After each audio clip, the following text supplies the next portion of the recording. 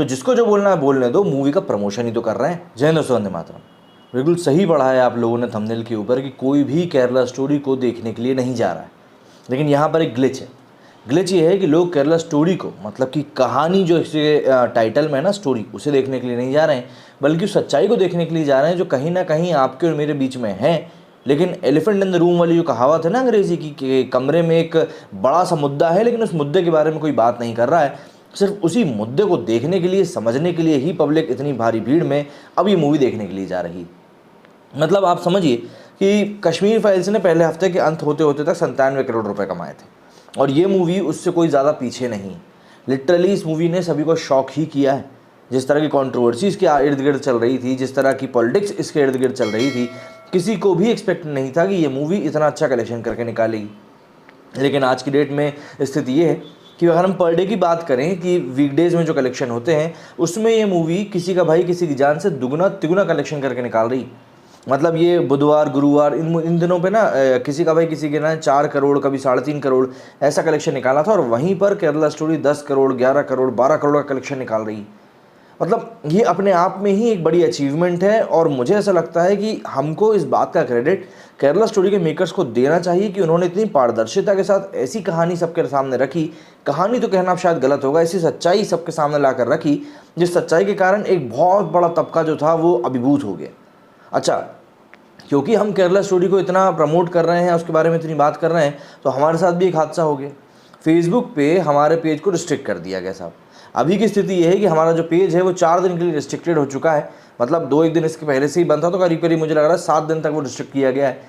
क्यों किया गया है? सिर्फ कहीं ना कहीं एक यही बड़ा कारण है कि हम लोगों ने इस तरह की चीज़ों को प्रमोट किया जो कि एक वर्ग विशेष को सही नहीं लगी, और ऑब्वियस सी बात है रिपोर्ट ही हुआ है पेज के ऊपर, तभी हमारे पेज के ऊपर इस प्रकार का रिस्ट्रिक्शन आया है।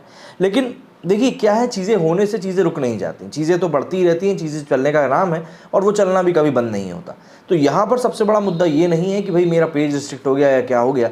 यहाँ पर हम लोग एक ऐसे कॉज के लिए इस समय बात कर रहे हैं जो कि लिटरली हमारे समाज के अंदर एक ऐसी मानसिकता से लड़ने की कोशिश ये मूवी हमें करके दे रही है जिसके के बारे में कोई भी खुल के बात नहीं करना चाहता। जैसे मैंने शुरुआत में कहा ना, एलिफेंट इन द रूम, वही वाला। और अगर कोई व्यक्ति आगे आकर इस प्रकार का कंटेंट बना रहा है, इस प्रकार की सच्चाई को सामने लेकर आ रहा है, तो ऑब्वियस सी बात है हमको उसको अप्रिशिएट करना ही चाहिए, और हमें समझना चाहिए कि इस चीज़ को बनाने में कितने एफर्ट्स लगते हैं। एफर्ट सिर्फ यहाँ पर पैसे वाली बात नहीं है, कलाकारों वाली बात नहीं है। The kind of research you have to undertake, जब आपको इस तरह का कोई कंटेंट बनाना होता है तो उसके लिए आपको किस प्रकार की रिसर्च करनी है, वो एक बहुत ज़्यादा मायने रखता है। खैर, अब तो ध्रुव राठी का भी वीडियो आ गया है इसके ऊपर, और काफ़ी सारी बातें उसने जिस तरीके से डिकोड करी हैं, वो जाहिर सी बात है, मतलब आप जिसकी पीड़ा है आप उसको समझना ही नहीं चाह रहे हो, बस आप अपना एक प्रोपेगेंडा जो है वो चलाना चाह रहे हो।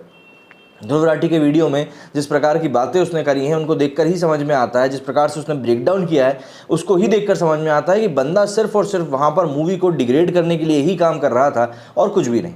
देखिए ऐसा है, अगर मैं गलती ढूंढने के लिए बैठूंगा तो गलती तो शायद कहीं भी मिल जाएगी, कोई भी फ्लॉलेस तो होता ही नहीं है। अगर इंसान फ्लॉलेस हो जाता, मतलब इंसान में कोई कमी ही ना रह जाती, तो फिर वो ईश्वर ना हो जाता।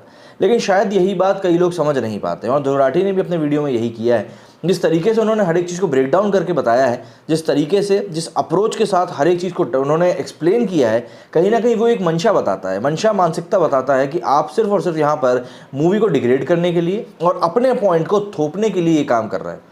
भाई अगर आपके पास इतने फैक्ट्स हैं तो आप मेकर से सीधे बात कर लो ना कि नहीं आपने ये चीज़ गलत बनाई।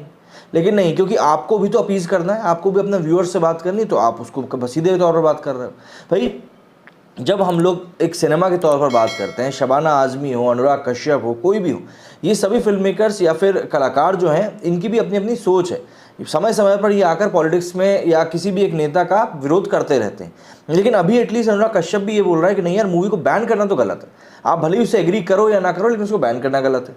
अब यहाँ पर ममता बनर्जी की सरकार ने इस मूवी को बैन किया है, तो उस बैन का असर क्या हुआ? उस बैन का कोई असर नहीं हुआ, वो बल्कि मूवी और ज़्यादा से ज़्यादा चल रही है। अब ध्रुव राठी ने जब इस वीडियो को डाला है तो ऑब्वियस सी बात है उनकी भी एक फ़ैन फॉलोइंग है जो कि उस वीडियो से बिल्कुल एग्री करेगी।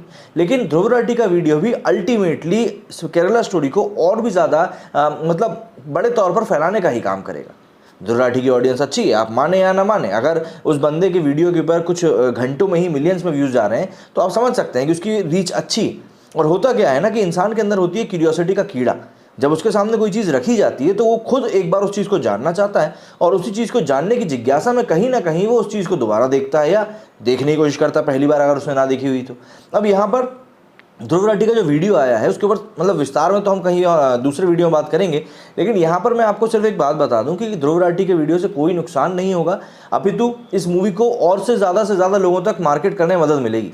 मतलब आप ज़रा सोचिए कि किसी व्यक्ति को यदि अपनी मूवी किसी ऐसे प्लेटफॉर्म पे प्रमोट करानी हो, यूट्यूब जैसे, जिसके कि इन्फ्लुएंसर के वीडियो के ऊपर 2-3 मिलियन व्यूज़ आते हो, भाई इतने प्रमोशन के ना पता नहीं कितने लाखों रुपए लोग खर्च कर देते हैं, और वो प्रमोशन इनको ध्रुव राठी ने फ्री में दे दिया है, और उससे ही बड़ा प्रमोशन ममता बनर्जी ने इनको फ्री में दे दिया है।